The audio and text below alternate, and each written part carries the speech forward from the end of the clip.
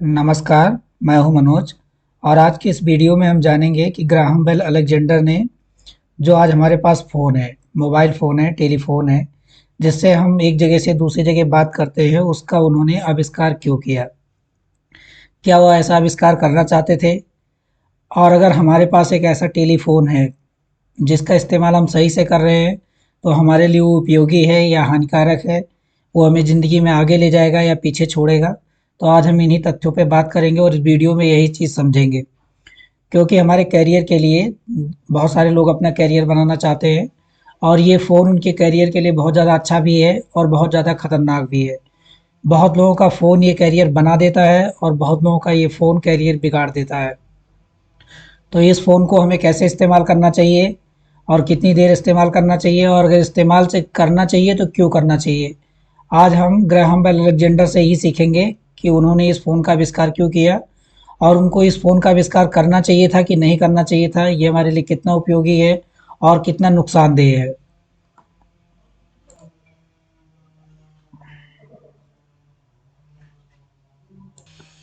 अभी जो फ़ोटो आपने हमारी स्क्रीन पे देखी, वो है महान वैज्ञानिक ग्राहम बेल अलेक्जेंडर की। इन्होंने केवल टेलीफ़ोन का आविष्कार ही नहीं किया, बल्कि और सारे आविष्कार किए। जो डेसिबल यूनिट है, डेसिबल नाम की जो यूनिट है, वो इन्हीं के नाम से है। ऑप्टिकल फाइबर्स, फ़ोनोग्राम और बहुत सारे ऐसे आविष्कार संचार की दुनिया में इन्होंने किए और संचार के माध्यम से आज हम लोग इतनी ऊँचाई पे खड़े हैं और उन्हीं में से था एक टेलीफ़ोन। वो टेलीफ़ोन नहीं बनाना चाहते थे अपने जीवन में। जो उनकी माँ थी, वो कानों से उनको सुनाई नहीं देता था। वो बधिर थी, जब ये कोई चीज़ अपनी माँ से कहते तो उनको कुछ और समझ में आता और इनकी माँ जो कहती वो उनको तो समझ में आ जाता, लेकिन वो सुन नहीं सकती थी, इसीलिए वो बातें समझ में नहीं आती थी और इन समस्याओं से बहुत ज़्यादा परेशान थे। इन परेशानियों की वजह से ग्राहम बेल अलेक्जेंडर ने इनकी माँ ग्राहम बेल अलेक्जेंडर की नहीं सुन पाती थी, कानों से बधिर थी। इवन जब इनकी शादी हुई तो इनकी पत्नी भी नहीं सुन पाती थी। उस समय जो स्कॉटलैंड था, अमेरिका का एक शहर जो स्कॉटलैंड था, वहाँ पे एक दिमागी बुखार चलता था। दिमागी बुखार होने के बाद में लोगों को सुनाई देना कम हो जाता था। जो कान की बीमारी होती है, वो दो तरीके से लोगों का बधिरपन होता है, एक आंतरिक और एक बाहरी, एक्सटर्नल और इंटरनल। इंटरनली जो खराबी होती है वो बचपन से भी हो सकती है, पैदा होने के बाद भी हो सकती है और एक्सटर्नली कई बार कानों में ज़्यादा खोट होने की वजह से या कानों के पर्दों पे चोट लग जाने की वजह से ये बीमारियां हो जाती थी। लेकिन उस समय बुखार होता था और उनकी जो वाइफ थी, जो उनकी पत्नी थी, उनको वही वाला बुखार उनके बचपन में हुआ था और वो भी बराबर सुन नहीं पाती थी। तो इनकी बीवी भी नहीं सुन पाती थी और जो इनके खास दोस्त थे, वो भी उनको सुनने में प्रॉब्लम थी और जो इनके पिताजी थे, वो एक बधिर के स्कूल में पढ़ाते थे, इन विकलांग बच्चों को शिक्षा देते थे और उन बच्चों को भी सुनाई नहीं देना चाहता था। तो इन्होंने इस समस्या को, जो इनकी खुद की समस्या थी, उसको अवसर में बदल दिया। बहुत सारे लोग बहुत सारी समस्याओं से परेशान रहते हैं, बोलते हैं मेरे पास ये नहीं है, मैं ऐसा नहीं कर सकता, मेरे यहाँ पे ये दिक्कत है, मेरे वहाँ पे ये दिक्कत है। तो इन्होंने जो पहली बार ये सोचना चालू किया कि कोई ऐसी मशीन का आविष्कार हो सके जिससे मेरी माँ सुन सके, जिससे मेरी वाइफ सुन सके, जिससे मेरा दोस्त सुन सके और वो सारे लोग जो बाद में इस मशीन की वजह से लोगों को सुनाई दे, और एक ऐसी मशीन ही बनाना चाहते थे। लेकिन वो मशीन तो पहले नहीं बन पाई, बाद में चलकर उन्होंने ऐसी मशीन का आविष्कार किया जो लोगों के कानों कानों की जो फ्रीक्वेंसी होती है सुनने की, उसको बढ़ा दिया। उससे लोग धीमा करके, तेज करके, धीमी आवाज़ों को और तेज करके, इको करके सुन सकते हैं, आराम से उनको सुनाई दे सकता है। ये मशीन का आविष्कार तो बाद में हुआ, जब ये अपनी लैब में काम कर रहे थे ग्राहम बेल अलेक्जेंडर। तो इनके साथ में क्या हुआ, और ये इनके पापा इनको लेकर दूसरे शहर भी चले गए, लंदन चले गए बीच में, और उसकी वजह यही थी वहाँ का फीवर, बुखार। बुखार की वजह से ये पढ़ने लिखने में तो तेज थे, क्योंकि इन्होंने अपनी ग्रेजुएशन की पढ़ाई 13 साल की उम्र में ही कर ली थी। इन्होंने जब अपनी इंडस्ट्री चालू की, एक फैक्ट्री का भी, इन्होंने एक फैक्ट्री की भी शुरुआत की जिसमें इसी संचार से रिलेटेड काम होता था। और भी बहुत सारे लोग ऐसे थे जो इस दुनिया में काम कर रहे थे, और भी बहुत सारे साइंटिस्ट थे। जब ये अपनी लैब में काम कर रहे थे और एक ऐसी मशीन का निर्माण करना चाहते थे जो लोगों को सुनने में मदद करे, और इनके मित्र वाटसन जो दूसरे लैब में काम कर रहे थे, बगल वाले कमरे में काम कर रहे थे, और इन्होंने वहाँ पे उस यंत्र को जोड़ रखा था। बचपन में बहुत सारे लोगों ने कान में ग्लास लगा के एक तार को डालकर आवाज़ें सुनी होगी, वो कॉन्सेप्ट कुछ ऐसी ही थी। और आवाज़ सुनने का बेसिक कॉन्सेप्ट कुछ वैसा ही था। वो काम कर रहे थे तो उनके जो वाटसन फ्रेंड्स थे उनके उनके जो पैर पे एसिड गिर गया, बैटरी का जो तेजाब होता है, जो लिक्विड होता है वो गिर गया उनके पैरों पे। और वो आयो की आवाज़ से बोले, वो बड़ी तेज़ी से चिल्लाए कि बचाओ, बेल मुझे बचाइए, मुझे आपकी मदद की ज़रूरत है। और वो आवाज़ दूसरे वाले कमरे में सुनाई दे गई। पहली बार दौड़े और अपने मित्र के पास पहुँचे तो उन्होंने बाद में बोला कि आपको ये आवाज़ कैसे पता चला कि मेरे पैरों पे ऐसी जख्म लग गया? तो उन्होंने बोला आपकी आवाज़ सुनाई दी थी। और उसी से खुद उनके इस चोट लगने से, एसिड से जलने की वजह से खुशी की लहर दौड़ पड़ी और बेल को पता चल चुका था कि मेरा एक्सपेरिमेंट सक्सेस हो गया है। उन्होंने इस एक्सपेरिमेंट को साइंटिफिक सभा में दिखाया जहाँ पे जो जज थे, बहुत सारे जज लोग आए थे। वो मानने के लिए तैयार तो नहीं थे कि ये एक्सपेरिमेंट सफल हो चुका है, लेकिन जब पहली बार अमेरिका में 1 किलोमीटर की लाइन बिछाई गई तारों के द्वारा, और ये फ़ोन थे, बेसिक फ़ोन थे, ये जितना बड़ा अपना बेड होता है, कुछ इनके असेंबली इस तरीके से थी, कुछ ज़्यादा भारी थी, भारी भारी होने की वजह से, बड़े होने की वजह से। और आज ये टेलीफोन नैनो टेक्नोलॉजी की वजह से टेलीफोन इतने छोटे हो गए और हमारी जेब में आराम से आ जाते हैं और हम इनके इस्तेमाल करते हैं। तो वो दोनों एक दूसरी दूरी पे खड़े हुए थे और फिर उन्होंने वही आवाज़ दोहराई कि वाटसन, वेल मुझे अब बेल आपकी ज़रूरत है और आप मेरी आइए मदद करिए, मजाकिया लहजे में कहा। लेकिन अब वो एक दूसरे के पास में नहीं थे, वो एक दूसरे से 1 किलोमीटर की दूरी पे थे और उन्होंने जवाब यही दिया कि अब हम आपके पास नहीं हैं और हम तुरंत आपसे नहीं मिल सकते। यही शुरुआत थी इस टेलीफोन की।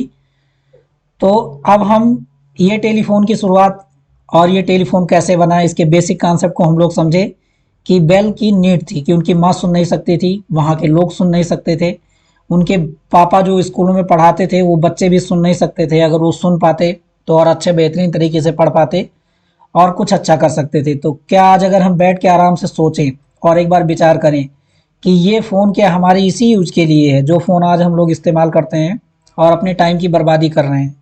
बहुत सारे लोग और वैसे कंटेंट देखना, वीडियो देखना, मोबाइल फ़ोन पे पढ़ाई करना और अपनी ज़रूरत के लिए लोगों से बात कर लेना। जो हमारी ज़रूरत है, मुझे करना है तो करना है, वहाँ तक तो ठीक है। लेकिन उसके बाद में जो इस फ़ोन का अनवांटेड यूज कर रहा है, वो अपने खुद की समय की बर्बादी कर रहा है और जो समय की बर्बादी करेगा, वो कभी भी आगे नहीं बढ़ सकता। ये बिल्कुल तय है और आगे बढ़ेगा भी तो बहुत कुछ खो देगा वो इंसान। तो इस फ़ोन की वजह से इंसान को बर्बाद करने की ज़रूरत नहीं है। जो साइंस है, जो टेक्नोलॉजी है, वो हमारे आराम के लिए है, हमारे जो कठिन काम है उनको आसान बनाने के लिए है। अब हमें अपनी ज़िंदगी में बेसिक काम तो करने हैं। जितना काम एक मानव शरीर के लिए ज़रूरी है उतना काम तो करना है, गधा नहीं बनना है। काम तो करना ही करना है। जैसे हमें किसी के पास जाना है, अगर वहाँ जाने के लिए हमें 20 किलोमीटर चल के जाना पड़ेगा, अगर हम एक फ़ोन के माध्यम से उसको अपनी बात को बता देते हैं और हमारा टाइम बच जाता है तो वो वाला टाइम हम किसी और काम में लगा लेंगे। अपने टाइम को बिल्कुल नहीं खोना है। अगर हमें आराम मिल रहा है, अगर हमें किसी किसी चीज़ की वजह से हमें कुछ मेरा टाइम बच रहा है तो उस टाइम को बचाना है और उस टाइम को किसी और जगह पे लगा देना है। आराम के चक्कर में समय को बिल्कुल भी खोना नहीं है। साइंस और टेक्नोलॉजी दो ही चीज़ बताती है, ये अपने टाइम को बचाएगी, वो टाइम कहीं और लगाइए, तो इससे विकास की दर तेज़ हो जाएगी। इससे हमारी पढ़ाई भी अच्छी हो सकती है और इस फ़ोन के माध्यम से हम अपनी पढ़ाई भी कर सकते हैं। लेकिन जब हम उसको उचित जगह पे लगाएंगे तो जो लोग अपना समय इस फ़ोन पे बर्बाद कर रहे हैं, रील देखने में लगा रहे हैं, जो लोग अपने जीवन को नहीं समझ पा रहे हैं, अगर जो लोग बर्बाद करेंगे इस टाइम को, कहीं न कहीं उनको खामियाज़ा भुगतना पड़ेगा। वो जितना अच्छा करना चाहते हैं, उतना अच्छा बिल्कुल नहीं कर पाएँगे क्योंकि जो सबसे कीमती चीज़ है, जो सबसे महँगी चीज़ है, वो है टाइम। जो टाइम को नहीं मैनेज कर पाएगा और इस फ़ोन पे अपना टाइम को बर्बाद करेगा। अब ये फ़ोन हमारे लिए ज़रूरी भी है और मेडिकल साइंस के हिसाब से ये फ़ोन हमारे लिए नुकसानदेह भी है। अपने कानों में जो ईयरफ़ोन हम डालते हैं, ये हमारे कानों को सुनने में डैमेज कर सकता है। हमारे जो माइंड है, म्यूजिक एक हद तक अच्छी होती है माइंड के लिए। अगर म्यूजिक ज़्यादा लाउडली हो जाएगी, ज़्यादा तेज़ी से हमारे दिमाग को सुनाई देगी तो हमारे दिमाग को नुकसान करेगा। हमारे हार्ट के पास में जिस फ्रीक्वेंसी पे हमारा हार्ट बीट करता है, अगर उससे ज़्यादा फ्रीक्वेंसी पे रेज वहाँ पे जनरेट होंगी इस फ़ोन से तो हमारे हार्ट पे भी इम्पैक्ट पड़ेगा। कई सारे ऐसे रिसर्च हुए हैं कि जो ये दिल के दौरे और हार्ट की जितनी बीमारियां हो रही हैं और इवन हमारे जनरेशन पे भी इफेक्ट डालेगा। बहुत सारे लोग, एक मूवी है जिसमें लोग फ़ोन की वजह से मारे जाते हैं। जब उनका फ़ोन आता है वो फ़ोन में अपने बिजी हो जाते हैं तभी वो लोग मारे जाते हैं। तो ये फ़ोन का बहुत सारा नुकसान भी है, ये हमारे हेल्थ को भी नुकसान पहुंचाएगा। तो मैक्सिमम टाइम इस फ़ोन को ज़्यादा से ज़्यादा दूरी बना के रखिए, ज़्यादा से ज़्यादा दूरी पे रखिए। और जब अपनी ज़रूरत है, अभी ये फ़ोन हमारे लिए ज़रूरी भी है। कैसे ज़रूरी है? हमारा फ़ोन हमारा बैंक है। आज के दिनों में डिजिटल मनी का ज़माना हो गया है और हमारे बैंक हमारे मोबाइल तक पहुँच गए हैं। इवन जो ये मोबाइल फ़ोन है, यानी जो चलनशील फ़ोन है, पहले क्या था, वो फ़ोन जो हमारे बात करने वाले थे एक जगह पे स्थिर रहते थे। जब आदमी वहाँ से दूर चला जाता था तो उनका इस्तेमाल नहीं कर पाता था। अब इस मोबाइल फ़ोन में हमारे रेडियो, हमारे वीडियो, हमारे लैपटॉप यानी कि हमारा पीसी, और जिनकी इंटरनल मेमोरी अच्छी है वो एक पीसी की तरह काम करते हैं। ये इतने छोटे हैं कि हम अपनी जेब में डाल के लेके चल सकते हैं, लेकिन ये फ़ोन वहीं तक काम करेगा जहाँ जितनी टावर की जितनी रेंज है और हमारी फ़ोन की उस टावर की कैचअप जितनी पावर है। और अभी भी ये फ़ोन तार से ही जुड़े हुए हैं। बहुत लोग सोचते हैं कि वायरलेस हो गया, हमारे लिए वायरलेस है। जहाँ पे टावर लगा हुआ है वहाँ से वायर गए हुए हैं आगे तक, और विदेशों तक पहुँचने के लिए समंदर में ऑप्टिकल फाइबर डाले गए हैं, तार ही डाले गए हैं। उन तारों के माध्यम से ही अमेरिका आवाज़ जाती है, सऊदी आवाज़ जाती है। तो बिना तार के ये भी नहीं चलते हैं। इनकी एक रेंज है, रेडियो, जैसे रेडियो की फ्रिक्वेंसी आती थी उसी फ्रिक्वेंसी के माध्यम से ये हमारे फ़ोन रन करते हैं। तो फ़ोन हमारे जीवन के लिए उपयोगी भी है और नुकसानदेह भी है। हम किस तरीके से इनको यूज करते हैं, जिस तरीके से हम यूज करेंगे, अगर हम अच्छी तरीके से यूज करेंगे तो हमें फ़ायदा पहुंचाएगा, अगर हम अच्छी तरीके से यूज नहीं करेंगे तो हमें नुकसान पहुंचाएगा। और किसी को टाइम मत दीजिए, टाइम केवल अपने आप को देना है। अगर आप अपने आप को बेहतर बनाएंगे तो लोग आपके ऊपर अपने आप डिपेंडेंट हो जाएंगे। अगर आप अपने आप को टाइम नहीं देंगे तो आप दूसरों पर डिपेंड होते हुए चले जाएंगे और आपकी ज़िंदगी बिल्कुल बेहतर नहीं होगी। तो आज के लिए इतना ही। आई होप सो आपने फ़ोन के इंपॉर्टेंस को समझा होगा, और अगले वीडियो में हम समझेंगे कि हमारे बच्चे अभी मोबाइल फ़ोन बहुत ज़्यादा देख रहे हैं। हम अपने बच्चों को ये मोबाइल फ़ोन छुड़वा पाएंगे या नहीं छुड़वा पाएंगे, क्या हमारे बच्चों के लिए मोबाइल फ़ोन ज़रूरी है या नुकसानदेह है, इस पे हम वीडियो बनाएंगे और इसी पे हम छोटे मोटे तथ्यों के साथ में डिस्कशन करेंगे कि हमारे बच्चे मोबाइल फ़ोन कैसे छोड़ेंगे। तो आज के लिए इतना ही, मिलेंगे अगले वीडियो में एक नई टॉपिक के साथ में। तब तक के लिए जय हिंद।